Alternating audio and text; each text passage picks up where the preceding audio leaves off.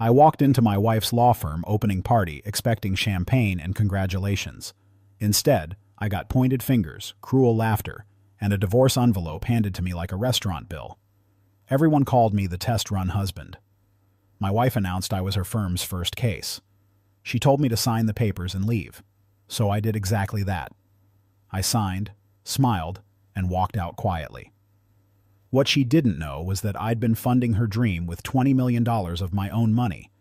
And in the next 60 seconds, I was about to pull every single dollar out from under her. The phone calls started before I even reached my car. 456 missed calls. Then someone showed up at my door, and everything she'd built came crashing down in ways she never saw coming. My name is Trevor Ashford. I'm 46 years old, and for the past 22 years, I've been running Ashford Capital Management, a private equity firm I built from absolutely nothing.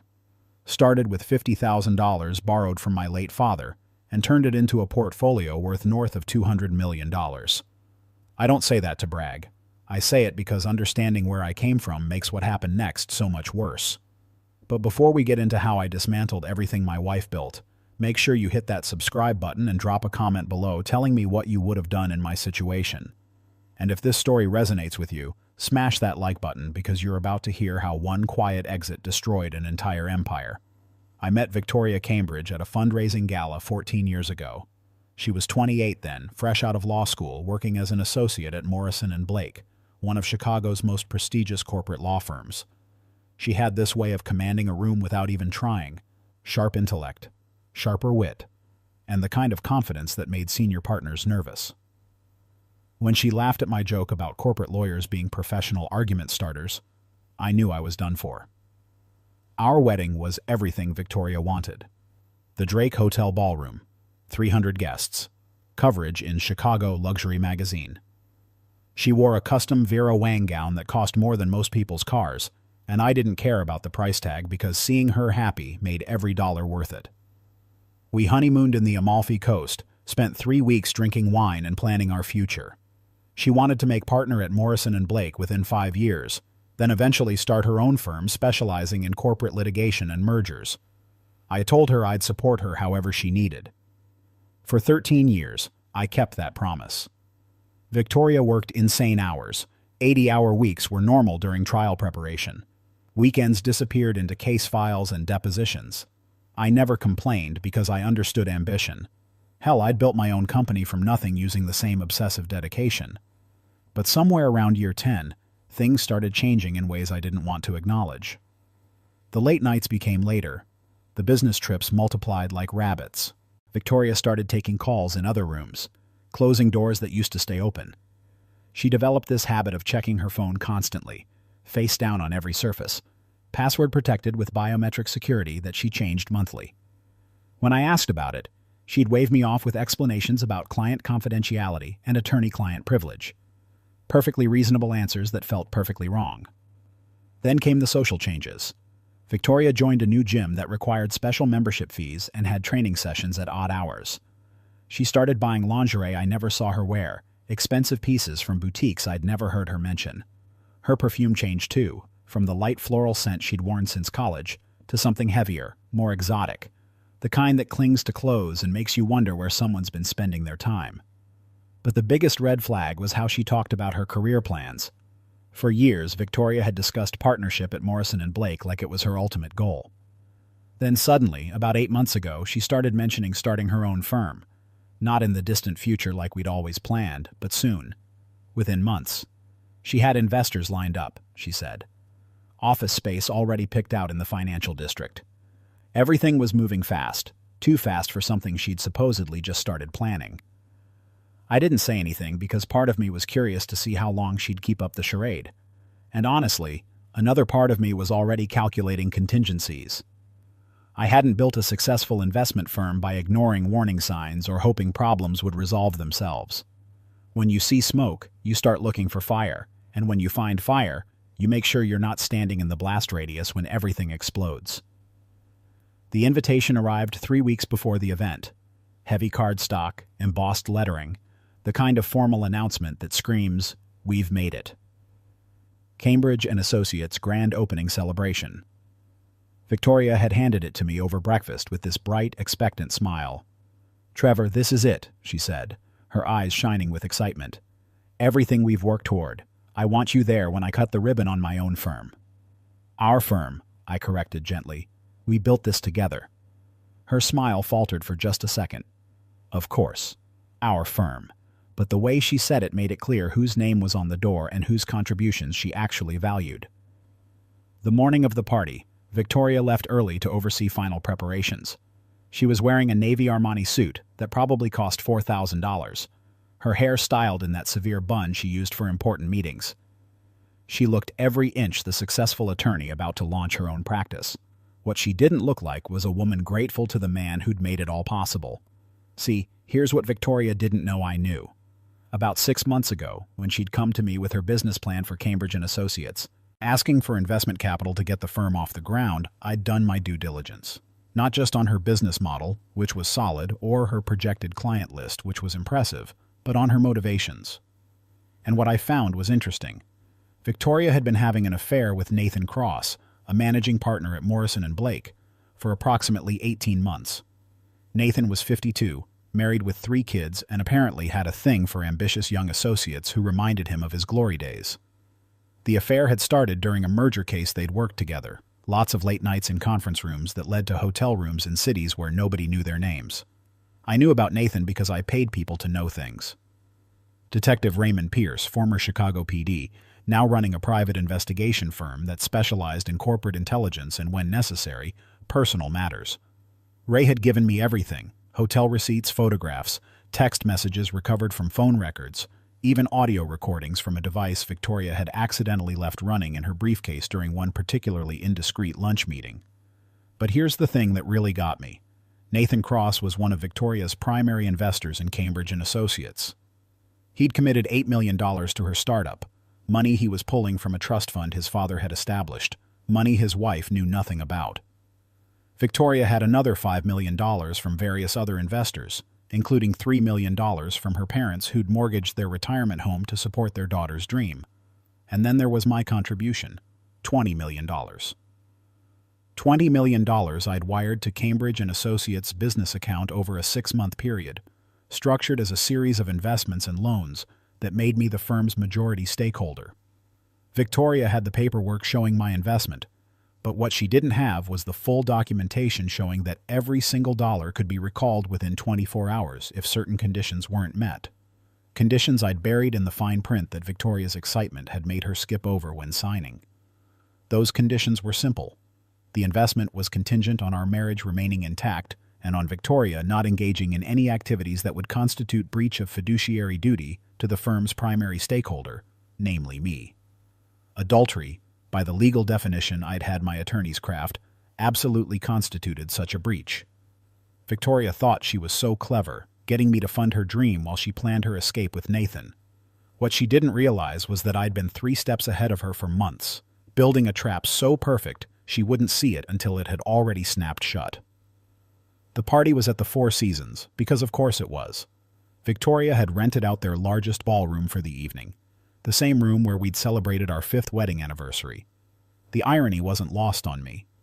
I arrived exactly on time, 7:00 p.m., wearing the Tom Ford suit Victoria had bought me for important occasions. If I was going to watch my marriage end, I was going to look damn good doing it. The moment I walked through those ballroom doors, I knew something was off. The energy in the room shifted like someone had changed the channel. Conversations stopped mid-sentence. People turned to look at me with expressions that ranged from pity to amusement to outright mockery. And then someone near the bar stage whispered just loud enough for me to hear, "The test-run husband is here." The laughter started small, just a few chuckles from the group nearest to me. But it spread through the room like ripples in a pond, growing louder and more confident as people realized I'd heard the comment. Test-run husband. Like I was some practice model Victoria had used before upgrading to the real thing. I stood there in the entrance, absorbing the atmosphere. Victoria's colleagues from Morrison & Blake were scattered throughout the room, expensive suits and practiced smiles, all of them in on some joke I was apparently the punchline for. Victoria's parents stood near the champagne fountain, looking uncomfortable but not surprised. And there, near the front of the room on a small stage where Victoria was supposed to give her opening remarks, was Nathan Cross, standing beside my wife with the kind of possessive posture that made everything perfectly clear. Victoria saw me then. Our eyes met across the crowded ballroom, and for a moment, just a moment, I saw something flicker in her expression. Guilt, maybe, or regret, or possibly just irritation that I'd actually shown up. Then her face hardened into professional detachment, and she whispered something to Nathan, who grinned and nodded. "Trevor, so glad you could make it," Victoria said, her voice carrying across the now silent room. She descended from the stage with Nathan following close behind like an obedient dog. "Could we have a word in private?" I followed them to a small conference room off the main ballroom. The door closed behind us with a soft click that sounded like a cell door slamming. Victoria pulled an envelope from her jacket pocket, crisp and white and obviously prepared in advance. "Trevor," Victoria said, her voice taking on that clipped, professional tone she used when delivering bad news to clients. "I think we both know this marriage hasn't been working for quite some time." Nathan stood by the window, not even pretending to hide his presence or his role in this little drama. He looked at me with something like pity, like he felt sorry for the poor fool who hadn't seen this coming. "This is an interesting venue for divorce papers," I said, keeping my voice neutral. "Your firm's opening party." Victoria had the decency to look slightly uncomfortable. "I thought it would be efficient. The first official case handled by Cambridge & Associates is our divorce. Consider it a statement about the firm's commitment to handling difficult situations with professionalism." "How thoughtful," I replied. "You're making our failed marriage into a marketing opportunity." "Don't be dramatic, Trevor," Victoria said, opening the envelope and pulling out a stack of legal documents. "These are standard dissolution papers. Community property split, no-fault divorce, clean and simple. I've already signed. All I need is your signature and we can both move forward with our lives." I took the papers and scanned them quickly. They were exactly what she said. A straightforward divorce with equitable asset distribution. Victoria would keep Cambridge & Associates.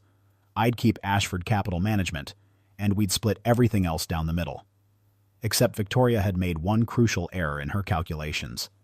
She'd listed Cambridge & Associates' value at $15 million, accounting for the investments she knew about from Nathan, her parents, and various other backers, but she'd somehow forgotten to properly account for my $20 million contribution.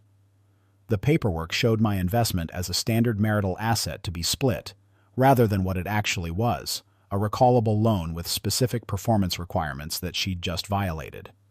"This seems fairly straightforward," I said, pulling a pen from my jacket pocket. "You're sure this is what you want?" Victoria nodded firmly. "It's what we both need. You know that as well as I do." Nathan stepped forward then, placing his hand on Victoria's shoulder in a gesture of support that made my stomach turn. "For what it's worth, Trevor, no hard feelings. These things happen." Victoria and I didn't plan for this to develop the way it did. I looked at Nathan Cross, this man who'd helped destroy my marriage while stealing from his own family to fund my wife's business. "Of course, you didn't plan it," I said pleasantly. "Planning would require thinking about consequences, and neither of you seems particularly good at that."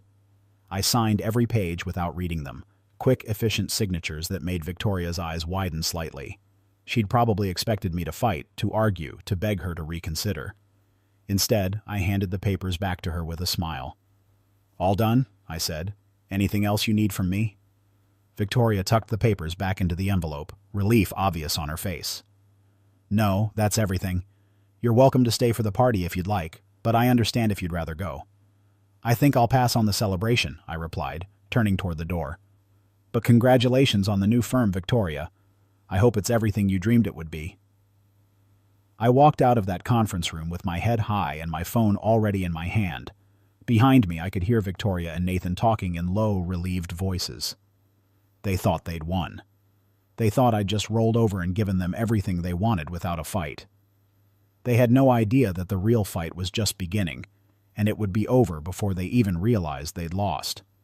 The Uber ride back to my penthouse took 15 minutes through Chicago traffic.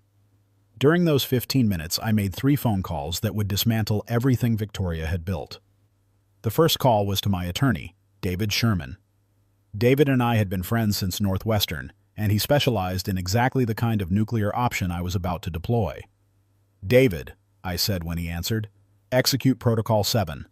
All accounts, all investments, everything we discussed."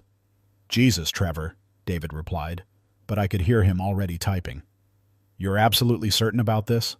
She just handed me divorce papers at her firm's opening party, in front of Nathan Cross and half of Morrison and Blake's partnership." "I'm certain. Give me 2 hours," David said. "Everything will be in motion by 10 p.m. The second call was to Raymond Pierce, my private investigator. "Ray, time to release the documentation. Everything we've collected. Nathan Cross's wife gets the full package delivered in person. Morrison and Blake's ethics board gets their copies tomorrow morning, and make sure the Illinois State Bar Association receives their set by end of business day." "Already prepared," Ray said. "The messenger is heading to Mrs. Cross's house right now. The other packages will be delivered as specified." The third call was the one that would hurt Victoria most. I dialed Charles Brennan, the managing partner at Morrison and Blake, and Nathan Cross's direct superior. "Charles, this is Trevor Ashford. I'm calling about Nathan Cross and some concerns regarding his ethical conduct that affect your firm's reputation." I spent the next 10 minutes laying out everything I knew about Nathan's affair with Victoria, his misappropriation of trust funds to invest in her firm, and the various conflicts of interest that had emerged from their relationship. I had documentation, I told Charles, and I was prepared to share it with the appropriate authorities if Morrison and Blake didn't take immediate action. Charles Brennan was many things, but stupid wasn't one of them. He thanked me for bringing this to his attention and assured me that the firm would conduct a thorough internal investigation, starting immediately. Translation: Nathan Cross's career was over, and Morrison and Blake would throw him under the bus so fast he wouldn't know what hit him. By the time I walked into my penthouse, the dominoes were already falling. I poured myself 3 fingers of Macallan 25 and settled into my leather chair overlooking the city. My phone started buzzing almost immediately, but I ignored it. Let them panic. Let them scramble to understand what was happening. I'd spent months planning this moment, and I was going to savor every second. The first real indication that Victoria understood the magnitude of her mistake came at 9:47 p.m. My phone showed 127 missed calls and twice that many text messages. Most were from Victoria, progressing from confused to angry to absolutely panicked. The messages told the story of her evening, falling apart in real time. 9:03 p.m. Trevor, there's a problem with the firm's accounts. Call me. 9:15 p.m. Trevor, this isn't funny. Where did the money go? 9:28 p.m. Trevor, $20 million is missing from the business account. What the hell did you do? 9:35 p.m. Please call me. We need to talk about this. There must be some mistake. 9:42 p.m. Trevor, please. The investors are here. They're asking questions I can't answer. I took a slow sip of my scotch and continued reading. The progression was textbook. Denial giving way to anger, giving way to desperate pleading. But I wasn't interested in Victoria's feelings anymore. She'd made her choices, and now she was learning that choices have consequences. My phone rang again, Victoria's face filling the screen. I let it go to voicemail. Then another call, this time from Nathan Cross. Voicemail. Then Victoria again. Then her mother. Then Nathan again. Then a number I didn't recognize but assumed was someone from Cambridge and Associates. At 10:07 p.m. there was a knock on my door. Insistent, urgent pounding that echoed through my penthouse. I checked the security camera feed and saw Victoria standing in the hallway, still in that navy Armani suit but now looking decidedly less composed. Her hair had come loose from its severe bun, mascara was smudged under her eyes, and she was holding her phone like a weapon. I took another sip of scotch and walked to the door, opening it slowly. "Victoria," I said pleasantly, "this is unexpected." She pushed past me without waiting for an invitation, spinning around in my living room with wild eyes. "What did you do?" "The money, Trevor. Where's the money?" I closed the door and leaned against it, crossing my arms. "What money are you referring to? Don't play games with me. $20 million disappeared from Cambridge and Associates' account. The bank says it was a wire transfer authorized by the primary stakeholder. That's you, Trevor. You pulled the entire investment." I walked past her to refill my glass, taking my time with the pour. "Did I? That seems like something I might remember. Trevor, please. Victoria's voice cracked slightly. This isn't just about us anymore. I have other investors, people who trusted me. My parents mortgaged their house for this. Nathan put in $8 million. The office lease, the equipment, the staff salaries, all of it depends on that capital you promised. I turned to face her, and for the first time that evening, I let my real emotions show. Capital I promised? Let's be very clear about something, Victoria. I didn't promise anything. I made an investment contingent on certain conditions being met. You violated those conditions. Therefore, the investment was recalled. It's all perfectly legal and clearly outlined in the documents you signed. What conditions? Victoria demanded. There were no conditions. It was a standard investment agreement. Page 47, subsection 12, I said calmly. The investment remains valid contingent on the primary stakeholder maintaining fiduciary interest, free from conflicts of interest, ethical violations, or breaches of trust that would compromise the firm's integrity. Your affair with Nathan Cross, who is also an investor, constitutes a massive conflict of interest. Your use of my investment capital while planning to divorce me constitutes breach of trust. Therefore, the contract is void, and the investment is recalled. Victoria's face went white. You knew? This whole time you knew about Nathan? I've known for 18 months, I replied, since the first hotel room in Minneapolis during the Carmichael merger. I know about every dinner, every weekend getaway, every lie you told while planning your exit strategy. I know everything, Victoria.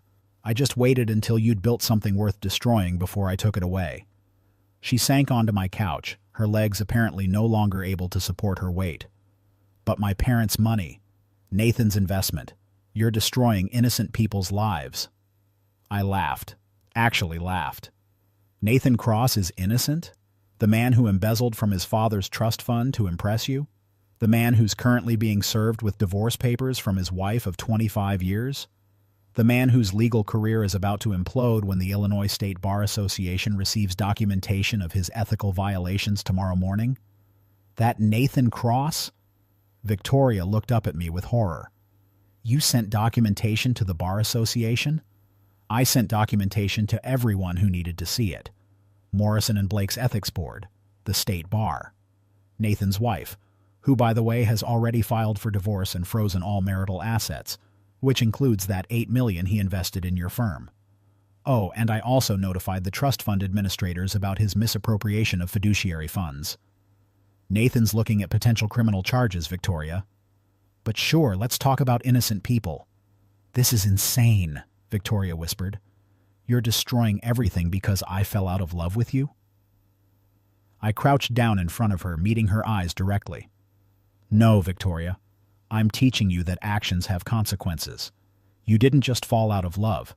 You planned an elaborate betrayal, used my money to fund your escape, humiliated me in front of your colleagues, and thought you could walk away clean. This isn't about love. This is about respect, integrity, and the fundamental principle that you don't get to use someone and then throw them away without facing any consequences. My phone buzzed with another incoming call. I glanced at the screen and saw it was Charles Brennan from Morrison and Blake. I answered on speaker. Trevor, Charles said, his voice tight with barely controlled anger. Nathan Cross has been terminated effective immediately. We've also conducted a review of the Cambridge & Associates situation, and I need to inform you that Morrison and Blake will be withdrawing our partnership commitment with the firm. Given the ethical complications that have emerged, we cannot associate our name with this venture. I understand completely, Charles, I replied, watching Victoria's face crumble as she heard her former firm pull their support. Thank you for handling this with such professionalism. After I hung up, Victoria just stared at me. You've destroyed everything, she said. The firm, Nathan's career, my reputation, everything I worked for is gone. No, I corrected gently. You destroyed everything when you decided betrayal was an acceptable business strategy. I just made sure you couldn't profit from it.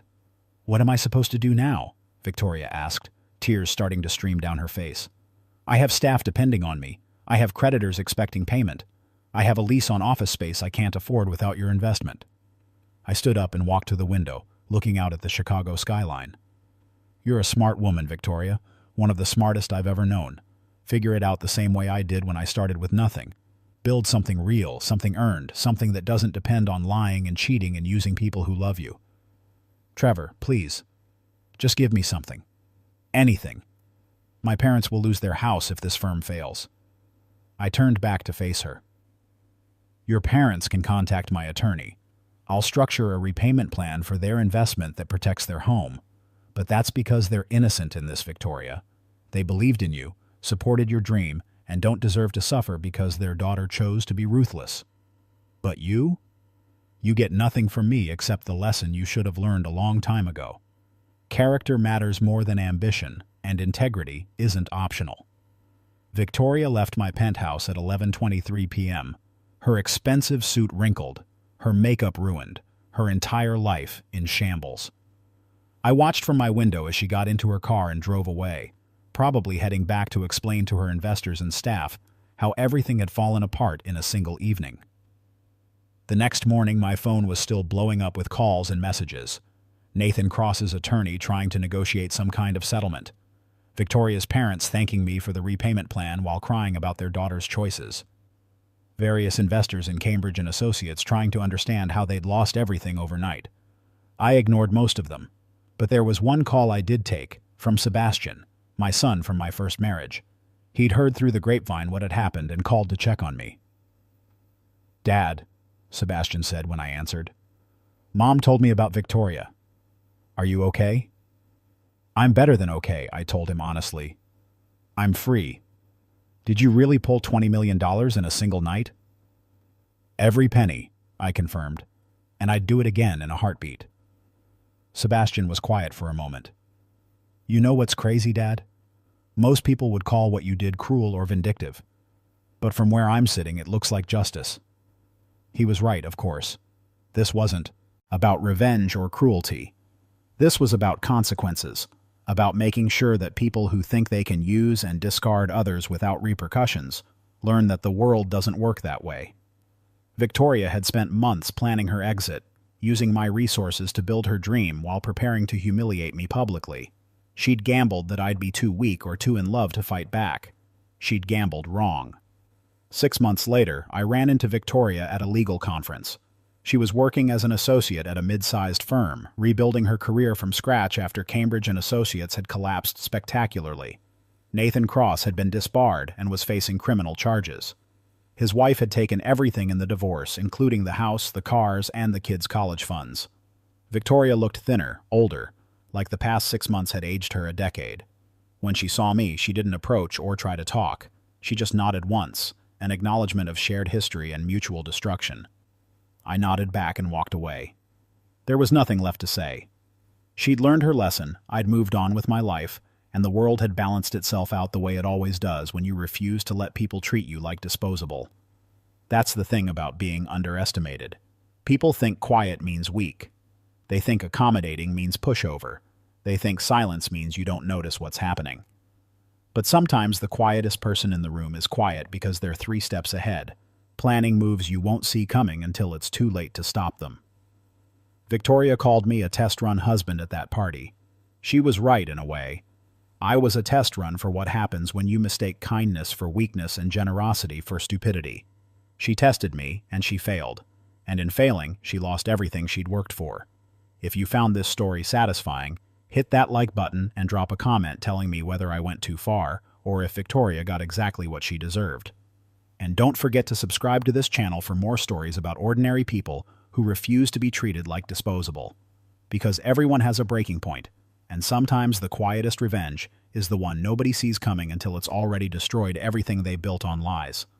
Until next time, remember that underestimating someone isn't just a mistake. It's an opportunity for them to show you exactly what you should have been afraid of all along.